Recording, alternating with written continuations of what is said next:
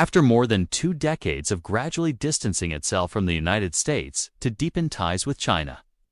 The biggest question remains: what has this South American country ultimately gained in return? On the surface, the relationship between Venezuela and China was once portrayed as a model partnership, even at times likened to a rare and unusually warm bond on the geopolitical chessboard. But when each layer is carefully peeled back, the picture that emerges is far more complex, shaded with many more tones of gray.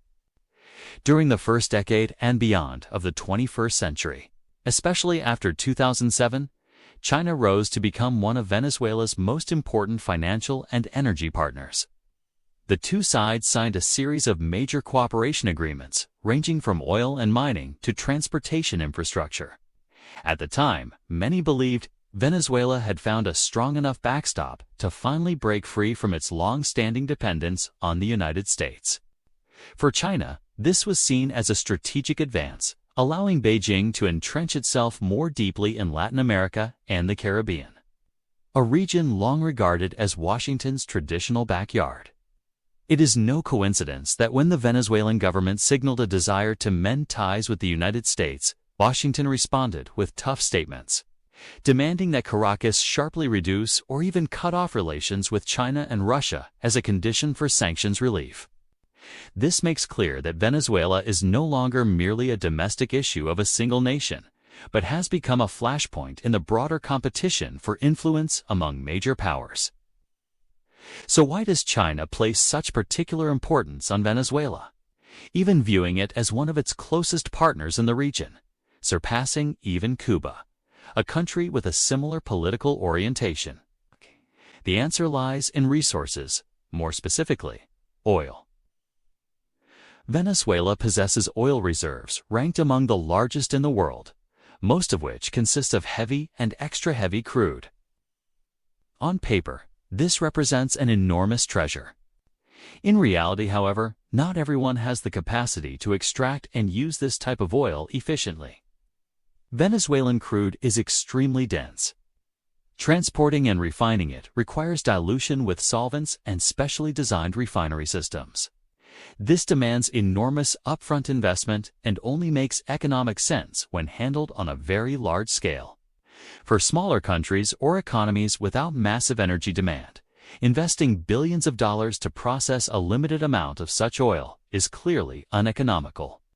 By contrast, industrial giants like the United States or China, with vast energy needs and strong financial capacity, are precisely the ones able to turn this difficult crude into a truly valuable fuel source. For this reason, China saw Venezuela not merely as a political partner, but as a solution to its long-term energy security challenge. In return, Venezuela saw in China a source of large-scale financing that was fast and carried fewer conditions than loans from Western financial institutions. The two sides quickly found common ground through a mechanism of oil-backed loans. In theory, this was a win-win arrangement. China provided upfront capital for Venezuela to spend and invest, and Venezuela repaid the loans over many years with oil. China secured a stable oil supply, while Venezuela gained the cash needed to keep its economy running and fund development programs. On the face of it, everything seemed almost perfect. But problems began to surface when the oil market experienced sharp fluctuations. The debt repayment was calculated in monetary value, not in a fixed number of barrels. This meant that when oil prices were high, Venezuela only needed to deliver a relatively small volume of oil to service its debt. But when prices plunged, the amount of oil required rose accordingly to make up the agreed value. The biggest shock came during a period of steep oil price collapse, which caused Venezuela's revenue to fall dramatically. Meanwhile, most of the borrowed funds had already been spent, while the cost of extracting heavy crude remained extremely high. To increase output, Venezuela had to invest more in equipment, labor, and solvents, all of which required additional cash. The result was a paradoxical downward spiral. Production increased, yet cash on hand continued to dry up. When oil prices were high, Venezuela still had surplus oil to sell to other markets, generating revenue to support the state budget. But when prices fell, most of its output went toward debt repayment, leaving government income almost completely drained. Oil, once seen as the lifeline of the economy, gradually turned into a heavy burden weighing on the nation's shoulders. In hindsight, it would be unfair to place all the blame on China. The risks of oil price volatility had long been well known. The core problem lay in how the borrowed funds were managed and used. Instead of building reserves for difficult times, Venezuela spent heavily during the oil boom years, leaving the economy extremely fragile when the market turned. As a result, the relationship once praised as warm and close began to reveal its cracks. What followed was no longer just a story about oil, but one involving massive investment projects, weak governance, and consequences that continue to reverberate to this day. If the oil price shock was the immediate cause that shattered the dream of trading oil for prosperity, then the investments funded by Chinese capital are where Venezuela's deeper, systemic problems became most clearly exposed. When large sums of money began flowing in, the initial hope was that the economy would be restructured, infrastructure upgraded, production expanded, and the country would gradually break free from its dependence on oil. But reality unfolded in a completely different direction. Many projects were launched on a massive scale, impressive on paper, yet once implementation began, they ran into constant difficulties. Poor management, lack of transparency, high inflation, and an unstable economic environment caused costs to spiral rapidly. Some projects dragged on for years without completion, generating little to no economic value relative to the money already spent. Instead of becoming engines of growth, they gradually turned into financial burdens. One frequently cited example is the Tinaco high-speed railway project. When it was announced, the project was expected to connect key production regions and create a modern transport network for both freight and passengers. The initial designs, plans, and promises led many to believe it would become a symbol of Venezuela's transformation. China acted as the main contractor, while most of the funding came from bilateral loans. Over time, however, the project was repeatedly stalled. Inflation drove costs sharply higher, while the national budget grew increasingly strained amid the economic crisis. Payments to contractors became difficult. Progress slowed and eventually ground almost to a halt. In the end, the once heavily promoted railway became an abandoned project with unfinished tracks, deteriorating structures, and machinery left exposed to the elements. To this day, there is still debate over the primary cause of the project's failure. Some argue that the Venezuelan side suffered from poor management and a lack of administrative capacity. Others contend that the design and execution by the contractor were ill-suited to local conditions. Certain Western media outlets have raised suspicions of corruption, but clear legal conclusions remain absent. Regardless of the cause, the final outcome is unchanged. Billions of dollars were spent, yet the economic benefits are virtually non-existent.